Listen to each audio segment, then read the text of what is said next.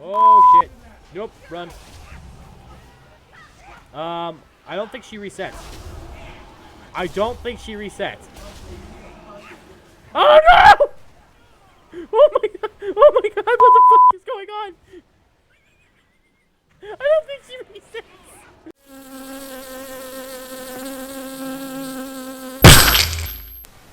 Hey everybody, it is EvilB3 here, going over the great leveling guide for the Mage. And a quick reminder, this is not a speed leveling guide. My intention is not to show you guys how to level as quickly as possible. That, in my opinion, is not how the game should be played. And I hope you agree with me, otherwise you would not have clicked on this video. So, we're going to start things off with my personal favorite spec and class, the Arcane Mage. Now, I do recommend this mage from levels 10 to 17. Why? Because it does the most explosive amount of damage very early on in your leveling. So, let's take a quick look at what you are doing. Quick description. Manipulates raw, arcane magic, destroying enemies with overwhelming power. Now, if that doesn't sound like a good time, am I right? I must be right, because god damn it, I love this spec. Now, how does this spec work? Well, it starts off with something simple. You already have an arcane spell when you first reach level 10. That's Arcane Explosion. Causes an explosion of magic around the caster, dealing so or so mana damage, arcane damage to all enemies within 10 yards. So you literally walk up to a group of people, go, hi! Boom! You're blowing up. You're exploding. Everything is exploding around you. Everything is explode. And it's awesome. It feels great. But now, when you do that, you notice that you're getting these charges underneath your character's name. Now, what those are arcane charges. It's the resource used by arcane mages. Some abilities generate arcane charges with greatly enhanced spells such as Arcane Blast, increasing the amount of damage and the mana cost of these spells. Arcane Barrage consumes all of your arcane charges, enabling it to hit multiple enemies. That sounds pretty cool. Now, two questions. A, what is Arcane Blast? 2, what is Arcane Barrage? Let's go into that now. Arcane Blast blasts the target with energy, dealing X amount of damage, and then each arcane charge increases the damage by 64%, and its mana cost by 100%. Now, mana is finite, and it is not the easiest thing to control. The cool thing is, you have something like Arcane Barrage to help you drop those stacks when the mana consumption of your Arcane Blast becomes a little too much. Arcane Barrage launches bolts of arcane energy at the enemy target, causing X damage. For each charge, it deals an additional 32% additional damage. Now, what that generally means is that once you hit those 4 stacks, so you're consuming the most amount of mana possible, you generally want to let loose, if you have enough mana and time, to let loose a Arcane Barrage. This will reset the stacks and have you regain mana again. Arcane is 150% about watching your mana pool. It does do explosive, ridiculous amounts of damage. However, you do have to be very, very careful when approaching it. Now, my recommendation is Amplification as your first talent. Once you hit level 15, you get these incredible things known as talents. I'm pretty sure you already know what they are. Now, Amplification, when clear casts, Arcane Missiles fires 2 additional missiles. Well, hold on. I just went over 2 additional abilities that you guys have no idea what it is. Let me go over this with you. Arcane Missiles launches 3 waves of arcane missiles at the enemy over 2.2 seconds, causing a total of 6 of X damage. So, obviously you can just sit there and channel it. It is a channeled ability. Pretty cool. Very nice effect. Now what clear casting is, and here's the real fun of it. Clear casting is a passive ability that you have on your Arcane Mage. For each 31 mana you spend, or X amount, you have a 1% chance to gain Clear Casting, making your next Arcane Explosion or Arcane Missiles free and channel 20% faster. Now, what this means is that you have a free spell, And with Arcane and its mana consumption, that is the #1 thing that you absolutely love. And you're probably thinking, okay, this is great and all, but there has to be a way to get mana back. You're absolutely right. We have this great thing known as the Conjure Mana Gem. Conjure's a mana gem that can be used to instantly restore 10% of your mana and holds up to 3 charges.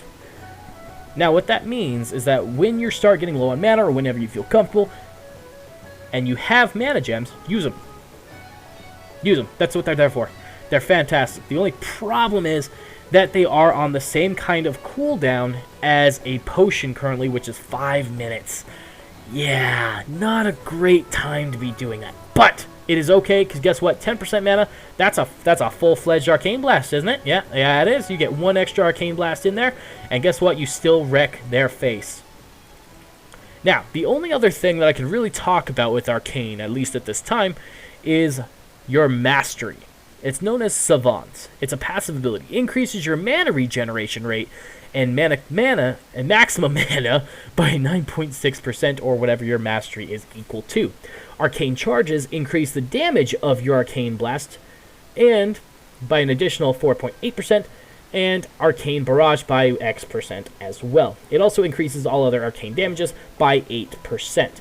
What does that mean? That means Mastery is your number 1, 2, 3, 5th, and 9th best friend. You need to make sure that you have tons of it. As much as you can possibly get, it really does kind of smooth out the gameplay to make sure you have it. Alright, next up, let's talk about fire. As far as I remember. I could be totally wrong, that's why we're doing the EvilGuide, so I can not lie to you guys.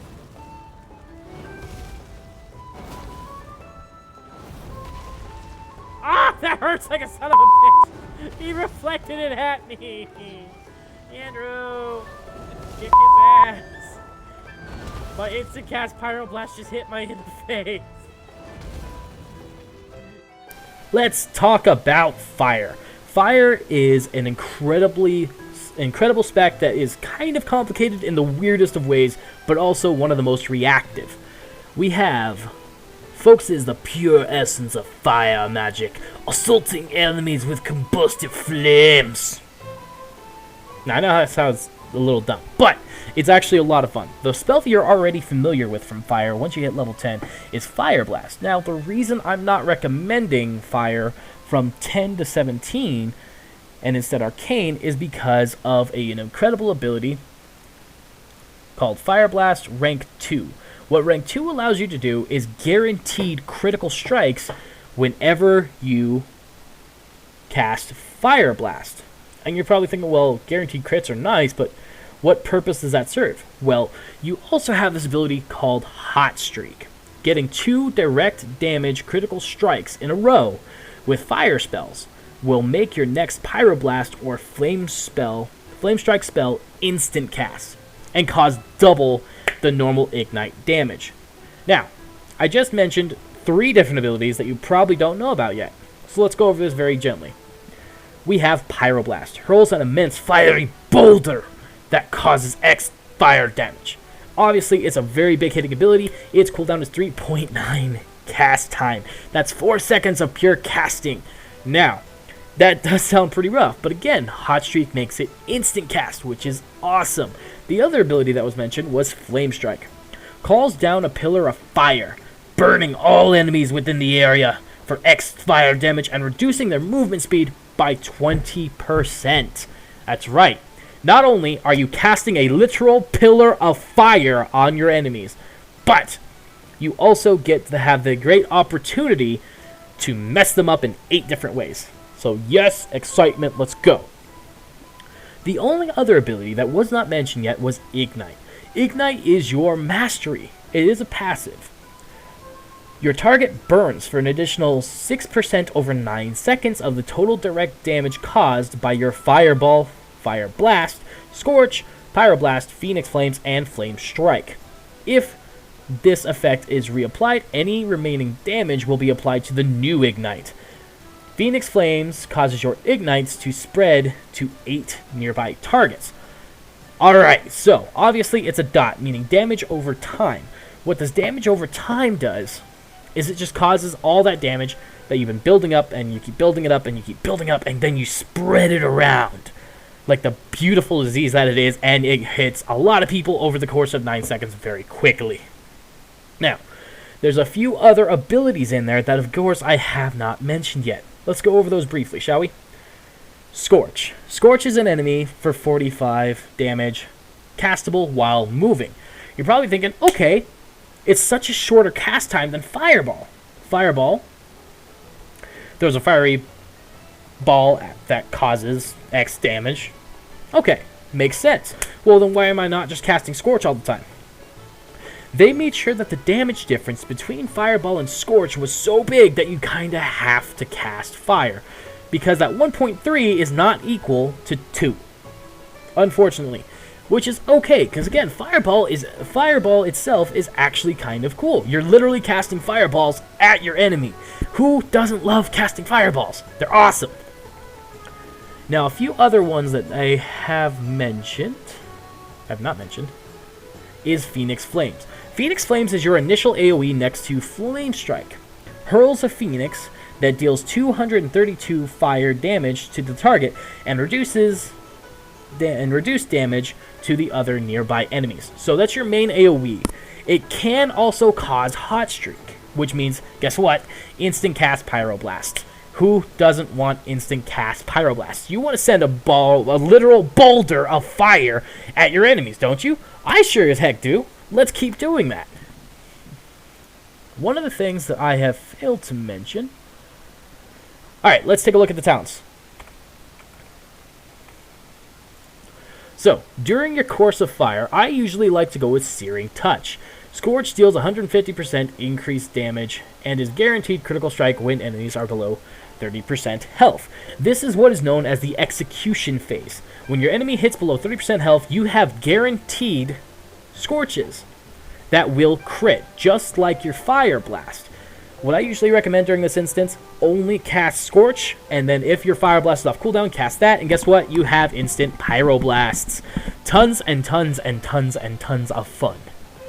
The next one down the tree is Blast Wave. I only take this because I really like messing with my tank, and because I think it's a great freaking time, and he really, really hates me. The other ones that you could also do is Shimmer and Blazing Soul. You also have in the top tree Firestarter. Your Fireball and Pyroblast spells always deal a critical strike when above 90% health. I mean, it's good for starting the fight, but how long realistically while leveling is an enemy going to remain above that 90%? It's extremely unlikely. So, what I do recommend is Searing Touch instead. Now, for level 30, this one, it gets a little bit more tricky. I personally like to have the extra critical strike to make sure that my hot streaks are going off. So I go with Focus Magic. Now, this is only really optimal while you're leveling with other people. If not, then I can recommend Incanter's Flow as well. It's a great secondary choice, just not my personal first one. Alright, let's talk about Frost.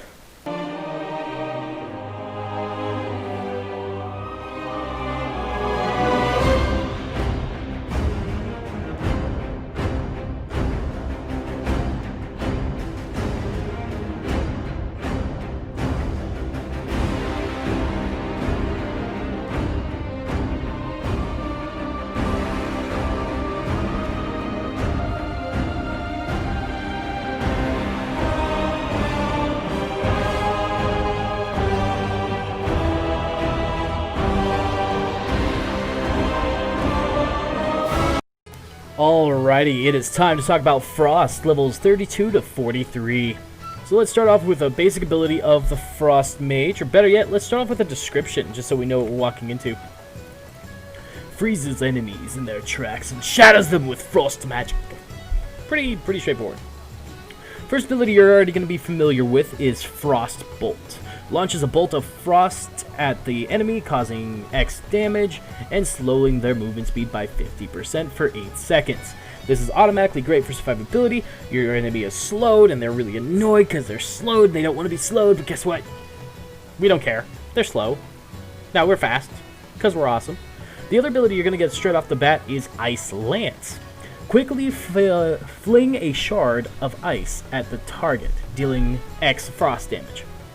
Now, Ice Lance damage is tripled against any frozen target. You're like, what? Whoa, whoa, whoa, whoa, whoa. That's pretty awesome. So you're saying I could triple my damage if the target's frozen. Okay, that sounds fantastic. How do I freeze the target? Well, first what you're going to do is you're going to summon your Water Elemental. This is the only one of the Mage specs that has a pet and has pet management. Now, having your pet out is extremely important because of their ability, Freeze. Your Water Elemental casts or blasts an enemies within an 8-yard radius with frost, freezing them in place for up to 8 seconds. Any damage may cause this to be interrupted. Now, this is a freezing ability, so guess what? We get to hit them with our Ice Lance and do massive, triple the amount of damage. Because, middle finger to those guys. Am I right, guys? Yes. Awesome. Some of the other passive abilities that you have is Fingers of Frost. Frostbolt has a 15% chance, and Frozen Orb damage has a 10% chance to grant a charge of Fingers of Frost. It has a maximum of 2 charges. Let's find out what it does. Fingers of Frost causes your next Ice Lance to deal damage as if the target were frozen. Well, how do we do? Let's just do triple the amount of damage without even having to have our Water Elemental out. That's kind of freaking awesome. There's one other ability that mentions within this chain, because it's a very long chain of spells that you need to be casting, that all multiplies off of itself. Shatter. Shatter multiplies the critical strike chance of your frost spells against frozen targets by 1.5 and adds an additional 25% critical strike chance. So you're telling me, not only is if the target is frozen, I'm dealing triple the damage, I could then do double of that to the target as well via critical strike. Well, that sounds incredible. So let's do 5 times the amount of initial damage just because I shattered the target. That sounds pretty freaking cool. One of the other abilities that has not been mentioned yet is Blizzard. Now, Blizzard is your first AoE ability. Ice shards pelt the target area, dealing X amount of frost damage over 7.6 seconds and reducing their movement speed by 50% for 3 seconds. Now, that 3 seconds is stacked for every time they're hit within the blizzard. What I do recommend is placing it down constantly. Having it down is only a benefit because it's constantly doing damage while you're also wailing on the target. Sounds pretty good, am I right? Absolutely. One of the very easy spells to forget is also Cone of Cold. You get this level 18, so you should have it by the time you're 32. Target in a cone in the front of you take 20 or X amount of frost damage and have their movement speed slowed by 50%. Again, this is a fantastic ability that allows you to say, hey, you're slow, here's a little extra damage for the AoE packs, and guess what? You're having a great freaking time, because not only is everything slowed, so it gives your tank, or if you're having multiple enemies, chance for you to get away, or extra damage as well. Now, one of the abilities that is fantastic and really does kind of charge off itself is Flurry. This is a 2.8 second cast, so it's a little bit of a cast time, but for good reason. Unleash a Flurry of Ice, striking the target 3 times for a total of 6.2 X frost damage. Each hit reduces the target's movement speed by 70% for 1 second. Now, you never really want to actually hard cast Flurry because it's a waste of time. You're probably thinking, well, why? I don't understand. Because at level 37, and here's the whole reason why we don't go to Frost yet, is because at 32, Jesus, I'm so bad at this. At 32, we get Brain Freeze. Frostbolt has a 30% chance to empower your next Flurry to be an instant cast and deal 50% increased damage. So that sounds pretty freaking awesome, doesn't it? Not only do you get an instant cast Flurry, but that also triggers Shatter at level 37. What does that do? Well, Shatter is the ability that increases the amount of damage they take while frozen and gets you that extra critical strike chance, upwards of 50% at 27. So again, by the time you actually hit 32, you are wrecking their day, and they will not have any of it. It's so much critical strike, it's so much machine gun, because all you have to do is cast one Frostbolt, just one, to trigger all these effects. Everything that I've told you about, including Brain Freeze, your Ice Lance procs, your Shatter procs, everything is all triggered by one spell known as Frostbolt. It's all proc based, it's all instant casts. Let's go over some talents, shall we? So my personal choice for talents is Bone Chilling. It's a passive ability when you attempt to chill a target, which is literally most of your abilities. Bone Chilling increases your spell damage you deal by 0.5% for 8 seconds, stacking up to 10 times. Now, again, most of your abilities will chill the target, so it's an immediate 5% damage buff just for hitting your normal spells and abilities. How easy and how awesome is that? Now, what I like to focus on mainly during these is survivability. Therefore, I go with the next one down at level 25. You'll get the next one, Glacial Insulation. It's another passive. Ice Barrier increases your armor by 20% while active, and Ice Block applies Ice Barrier when it fades. Now you're probably wondering, well, what's Ice Block? That is actually a streamline ability across all 4 specs. It's an instant cast 4-minute cooldown. Encases you in a block of ice, protecting you from all attacks and damage for 10 seconds. But during that time, you cannot attack, move, or cast any spells. Also causes hypothermia, preventing you from recasting Ice Block for 30 seconds. Now that comes very, very important later on, but we'll go over that later. Next one down the line at level 30, we have Incanter's Flow. Magical energy flows through you while in combat, building up to 20% increased damage and then diminishing by to 4% increased damage, cycling every 10 seconds. So, why did I pick this one? Because it really just pairs well with Bone Chilling. If you have 2 super passive abilities that are just there to increase your damage, there's no extra fight, you don't need a group for it, it makes it very easy for solo gameplay or even group gameplay. Level 35 here, I got Frozen Touch. Frostbolt grants your Fingers of Frost and Brain Freeze to happen 20% more often. I took this because it really just smooths out the gameplay, and I really mean smooth. Because that extra 20% really does help with acting like a literal machine gun while playing this game. The other one that I can recommend for you as well is Ebon Bolt. You launch a bolt of ice at the enemy, dealing X amount of frost damage, and granting you Brain Freeze. It is a 45-second cooldown, but it's an immediate, guaranteed cast of Brain Freeze. That does help in longer fights, but personally, not my particular favorite. I like to cast just my Frostbolt to keep things simple. Next one down the line, Frigid Winds. All of your chilling effects reduce the target's movement speed by an additional 10%. So instead of going with that 50, 50, 50, no. It is 60, 60, 60, 60. And for me, that is awesome. The only other one I can honestly recommend, and that's just because it gets you more Shatter procs with your Ice Lance, is Ice Ward. Your Frost Nova has 2 charges. So what this means is that not only can you freeze with your Water Elemental, but you can also use your Frost Nova twice to also freeze them down and get the extra damage in. Now that I have talked so much, let's get to the final gameplay, shall we?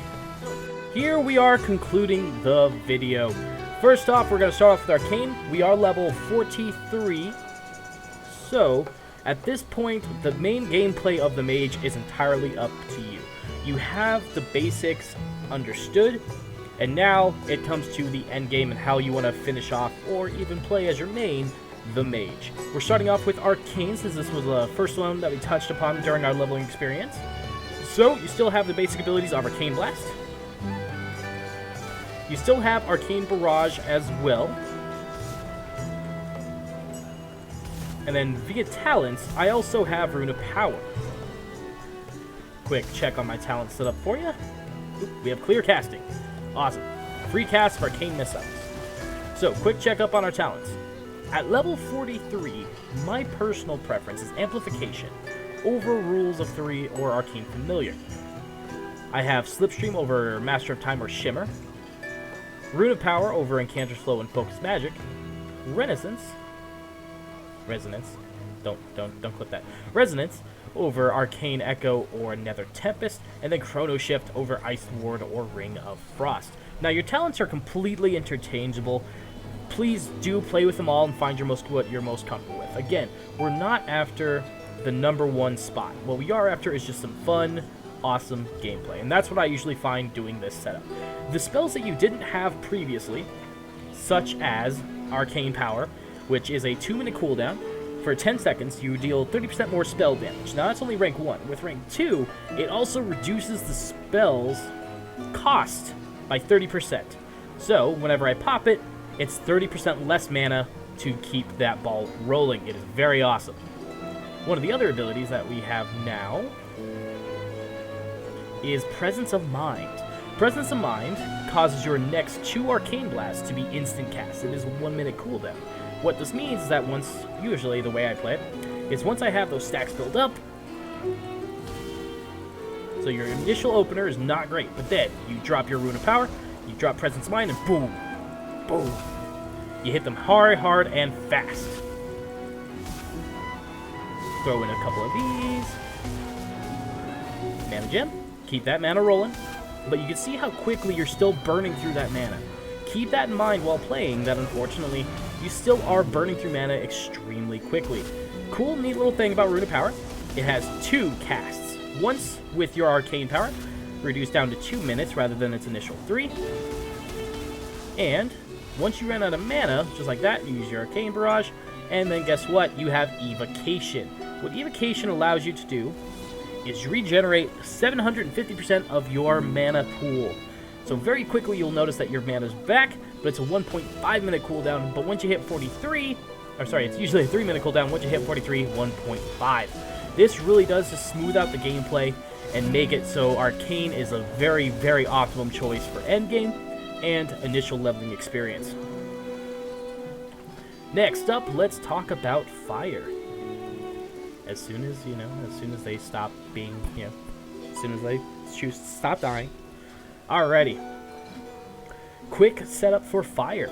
My initial thought process is immediately the smoothness of gameplay with Fire. Fire is one of those specs, again, where it's a little bit more complicated to play. So if you really like to challenge yourself during the gameplay, really want reactional gameplay, Fire is your best friend. My personal preferences are Searing Touch to make sure that during execute phase we have those automatic crits to keep that ball rolling and kill that boss. Next up is Blast Wave. I don't legitimately have a reason for this, I just like messing with my tank. I'm kind of cruel. Focus Magic is a great choice if you have a party who is either higher level than you, or you have a class that's very specifically focused on crit, or you're doing with a friend and you want to give your friend a little boost. Always good to help a friend.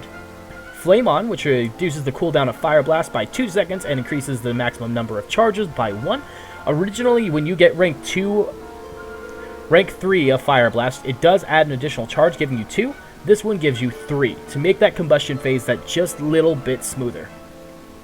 And then Frantic Speed. Casting Scorch increases your movement speed by 30% for 3 seconds. This just kind of helps with mobility. Nothing crazy. So when you cast Fire, you have Fireball, just like prior. Eventually, there we go. Then you go to Hot Streak, and then boom. You keep casting those Pyroblasts instant cast whenever you get a second. Now, fun thing about Fire, when you combust. Because then you can just keep boosting off yourself to just keep going. All the Pyroblasts in the world. Look at this. Look at this monstrous gameplay. And then it ends. The only bummer about combustion, it's only 10 seconds, which is 5 GCD. Not a great time, particularly if you are trying really desperately to get those crits. A couple things to never forget is that you do have Dragon's Breath as well. This is a great AoE that does confuse the enemies on top of Blast Wave. And then if you really are in a quick pack, you can always use your Phoenix Flame or your Flame Strike. So again, optimally, Fire is probably the lowest damage doing at this time, but again, that's not really what we're after. If you like to challenge yourself in the gameplay, you find Arcane a bit trivial and Frost a little bit repetitive, do fire. Fire is definitely a little bit more of a challenge, and you get some pretty dang good results. Alright, after these guys stop being on fire, we'll switch over to Frost to check out our fire. Oop, they already stopped being on fire. Oh, I love these dummies. You dummies are great. I want you to know that. Dummies, I appreciate you. Now, you're probably already familiar with the gameplay of Frost at this point. If you've been following my guide correctly, then you should probably know that we are already at our max level and ready to take on Frost. So it's nothing that you're not already familiar with. You know how to shatter, you know how to use shatter, you know what Fingers of Frost are, you know how to play this class. So if you really enjoy it, keep with it. There's nothing, absolutely nothing wrong with Frost. And the endgame talents are awesome. And I highly recommend trying it out for at least a boss or two. Or, hey, if you're not in that scene, try it for a rare. If you find a rare spawn, try Frost. It has the best survivability and really does kind of help just the smoothest gameplay possible. You're not going to be like the absolute #1, but you'll be pretty damn close. My quick talent setup for this one is Bone Chilling over Lonely Winter and Ice Nova. Glacial Insulation, this one's just, you know, personal preference. Incanter's Flow over Focus Magic or Rune of Power. Frozen Touch grants you an additional Fingers of Frost and Brain Freeze for 20% more often. Little bit of a choice on this one. Personally, Ebon Bolt is always a good secondary choice. I really never paid too much attention to Chain Reaction, but Ebon Bolt is also a fantastic choice. And then Frigid Winds, because allowing chilling effects, so that's pretty much half of your spells, to add an additional 10% movement debilitation to the enemy. So instead of 50, it's 60. Woohoo! Nothing crazy. And always remember to summon your poor Water Elemental. Unless you're taking Lonely Winter, but for whatever reason I couldn't figure out why. I hope you guys really did enjoy this video. If you liked it, please share it around. Please hit like. Let them know, hey, Evil Bee does guides. And I will see you guys all in the next one. And don't forget to like, subscribe, and obey.